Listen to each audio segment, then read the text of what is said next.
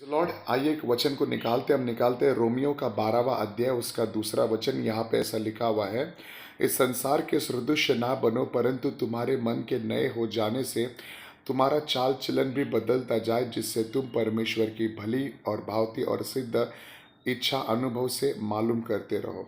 तो यहाँ पर वर्ड में ऐसा लिखा हुआ है कि हमको परमेश्वर की भली भावती और सिद्ध इच्छा को हमको मालूम करना है और उसको पूरा भी करना है।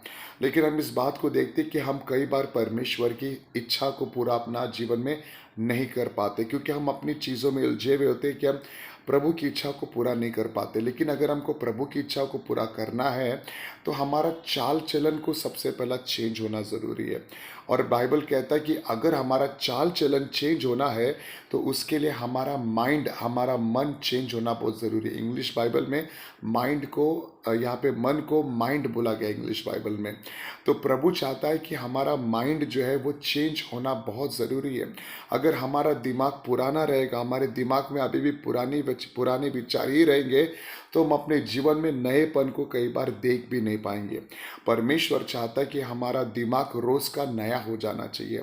आप देखना, कई बार शैतान किसी के जीवन में जब कार्य करने को जाता है, वो कोई बड़ा काम नहीं करेगा, वो सिंपल उसके दिमाग का ताबा लेगा, उसके दिमाग में एक विचार को डाल देगा और उसके दिमाग के विचारों के वजह से वो इंसान कुछ ऐसा काम करेगा जो उसको नहीं करना चाहिए।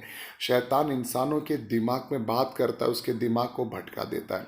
लेकिन प्रभु चाहता है कि हम अपने माइंड को, अपने दिमाग का कंट्रोल ले, अपने दिमाग को अच्छी बातों से भरे। आप देखना, एक जो बहुत बड़ा बस जो होता है उसमें बहुत सारे पैसेंजर्स होते हैं, लेकिन वो पैसेंजर राइट जाएंगे लेफ्ट जाएंगे वो ड्राइवर पे निर्भर करता है कि ड्राइवर कहाँ पे लेके जाएगा। उस तरीके से हमारा दिमाग कई बार एक ड्राइवर की तरह होता है कि हमारा जीवन कहाँ पे जाएगा, ये हमारे दिमाग में क्या है उस पर निर्भर करता है। इसलिए प्रभु चाहता है कि हम अपने दिमाग को नया बनाए, अपने दिमाग का ताबा ले।